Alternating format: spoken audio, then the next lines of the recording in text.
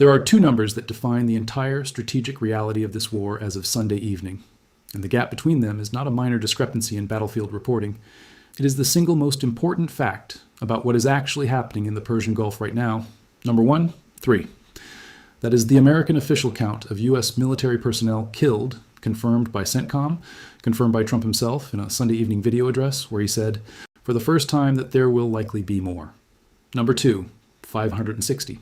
That is the IRGC's count of American military personnel killed and wounded across every base it has struck in the past 48 hours, from Bahrain to Kuwait to Qatar to Jordan to the UAE.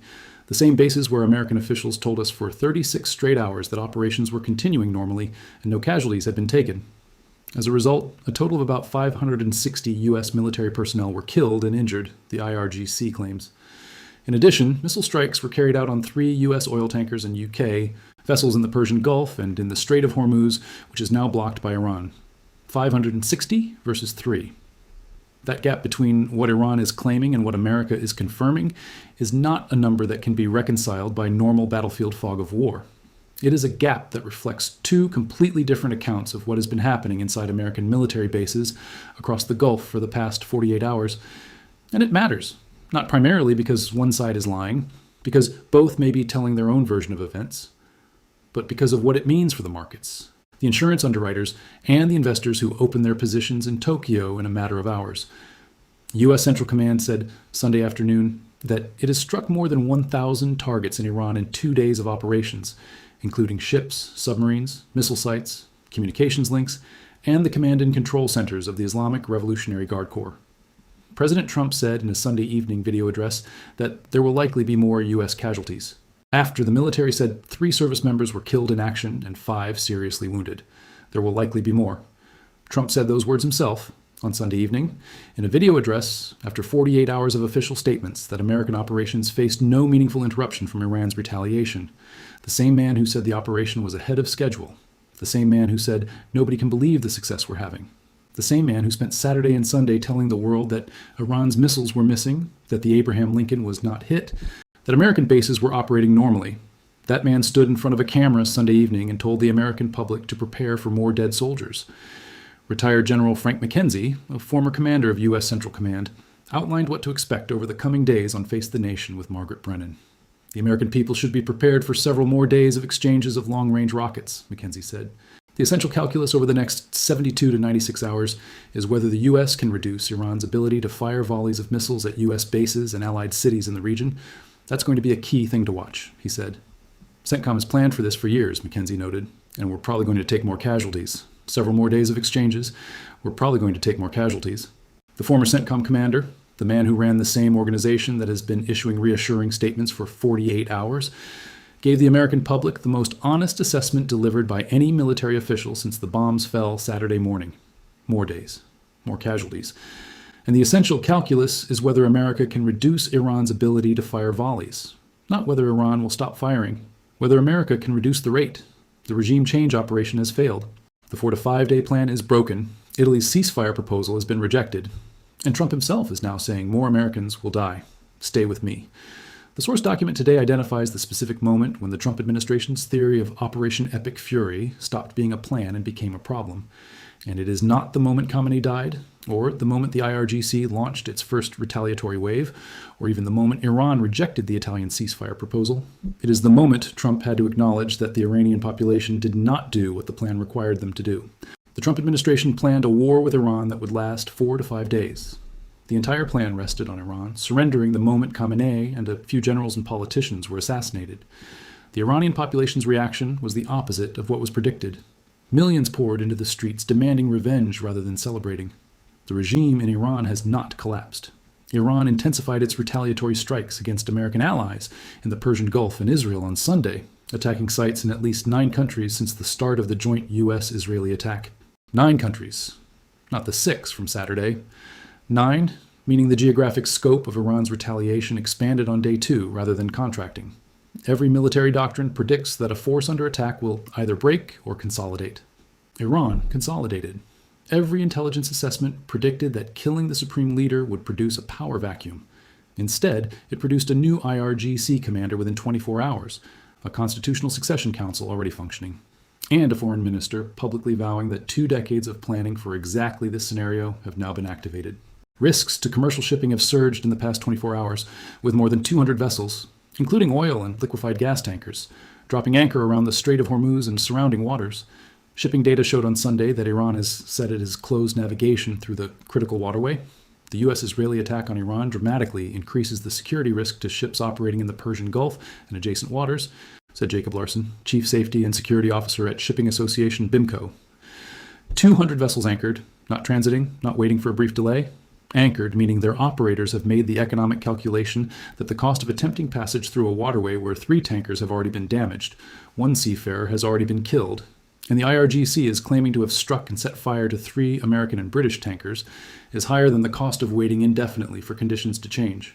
At least 3 tankers were damaged off the Gulf Coast, and 1 seafarer was killed as Iranian retaliation for U.S. and Israeli strikes on Iran exposed ships to collateral damage, shipping sources and officials said on Sunday. Smoke billows from an oil tanker under U.S. sanctions that was hit off Oman's Musandam Peninsula, a screen grab from a video obtained by Reuters on March 1, 2026.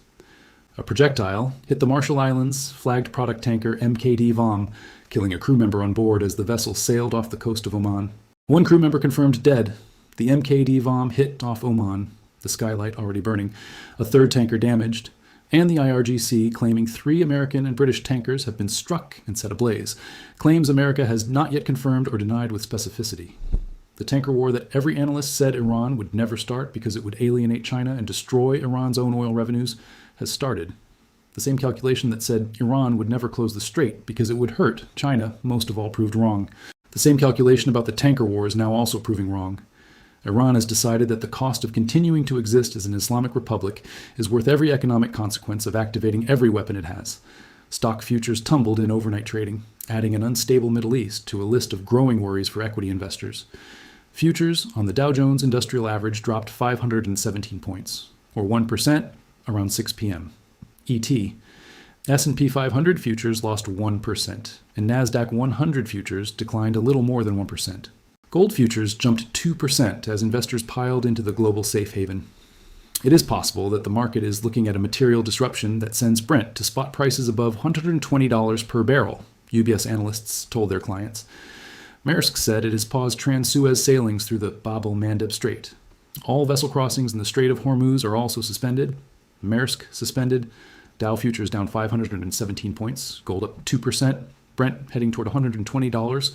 The world's largest shipping company has just told its customers that the 2 most important maritime corridors on Earth, the Bab el-Mandeb connecting the Red Sea to the Indian Ocean and the Strait of Hormuz connecting the Gulf to the world, are both suspended simultaneously. Ships that cannot go through Hormuz and cannot go through Bab el-Mandeb must go around the Cape of Good Hope, adding 10 to 14 days to every voyage at a cost that will appear in every price of every product shipped from Asia to Europe or from the Gulf to anywhere. There's a question that The Economist, The Washington Post, The Wall Street Journal, Haaretz, and The Times of Israel are all asking this Sunday evening in different languages, from different political perspectives, with different levels of institutional courage, and the question is the same in all of them. Was Trump's Iran gamble worth it? Trump said combat operations would continue until all of our objectives are achieved, but did not define what they were. Until all of our objectives are achieved, but did not define what they were. The President of the United States is conducting the largest American military operation in 23 years, with objectives he has not publicly defined, against a country whose regime has not collapsed, whose constitutional succession is functioning, whose new IRGC commander is already directing the 7th and 8th waves of attacks, and whose foreign minister told the world that 2 decades of preparation for this exact scenario have now been activated. CENTCOM struck 1,000 targets in 2 days. 1,000. The entire visible above-ground nuclear infrastructure of Iran, Fordo, Natanz, Isfahan, was destroyed in June 2025 during Operation Midnight Hammer. What remains to strike in 1,000 additional targets is missile launchers, radar systems, naval facilities, command nodes, and the Iranian people's willingness to continue resisting. The first 3 categories can be destroyed from the air. The 4th cannot. The European Union on Sunday called for maximum restraint and the protection of civilians in Iran and the Middle East. The Middle East stands to lose greatly from any drawn-out war, Kellis said. Any drawn-out war. The EU's chief diplomat used that phrase, drawn out, which is the diplomatic community's way of saying what retired General McKenzie said on CBS. Several more days of exchanges, probably more casualties, And the essential calculus is not victory or defeat, but attrition rate. How fast can America reduce Iran's launch capacity versus how fast are American interceptor stocks being consumed? That is the war's actual operational mathematics, not the rhetoric about regime change and regime collapse and Iranian populations rising to celebrate. Saudi Arabia and Egypt's stock markets fell sharply on Sunday. That is not the reaction of markets pricing in a short, decisive American victory. That is the reaction of regional investors pricing in a drawn-out war that has put the Gulf's entire economic model under indefinite threat. Now consider the full tally of what the plan was versus what has actually happened. The plan, 4 to 5 days. The reality, day 2, with McKenzie saying several more days and Trump saying more casualties are coming. The plan, regime collapse after Khamenei's death. The reality, new IRGC commander in 24 hours, constitutional succession functioning, Ali Larijani vowing to stab America in the heart. The plan, Iranian population rising to celebrate. The reality, millions in the streets demanding revenge across 9 countries struck. The plan, ceasefire by Sunday through Italian mediation. The reality, ceasefire categorically rejected. The plan, stock markets open Monday to a victory narrative. The reality, Dow futures down 517 points. Maersk suspended. Brent heading toward $120, 3 tankers damaged, 1 seafarer dead, 200 vessels anchored outside a conditionally closed strait. A powerful fire rages at the U.S. Navy base in Bahrain after an Iranian strike. A fire raging at America's most important naval headquarters in the Middle East, the 5th Fleet Command Center, the hub of every American naval operation from the Red Sea to the Indian Ocean, is the image that every Gulf government, every Chinese oil importer, every Japanese refinery operator, and every American voter filling up their gas tank on Monday will carry into the week ahead. Trump wanted a short war. He got an expanding one. He wanted regime change. He got a constitutional succession. He wanted Iranian crowds celebrating. He got Iranian crowds demanding revenge. He wanted a ceasefire by Sunday through Italy. He got a categorical rejection. He wanted markets to open Monday to a victory narrative. He will get Dow futures down 517 points, and Brent oil heading toward $128. And Iran, which has been fighting alone for 48 hours, without Hezbollah's full commitment, without the Houthis fully escalated, without China or Russia moving from rhetorical support to material action, is still standing, still governing, still firing, and still saying through every official channel available, "We decide when this ends, not you." CENTCOM struck 1,000 targets. Trump says there will likely be more American dead. Iran claims 560 killed and wounded. 3 tankers are damaged. 1 seafarer is dead. Maersk has suspended all Hormuz and Bab el-Mandeb crossings. Dow futures are down 517 points, and Trump said he will continue until all objectives are achieved, but still has not defined what those objectives are. This is backdoor economics, where we follow the money, read the documents, and tell you what the headlines are actually saying between the lines. If this video gave you clarity that you could not find anywhere else, share it with one person right now who needs to understand what is happening. Subscribe to Tom and Backdoor Economics. We will be back the moment the next number changes everything.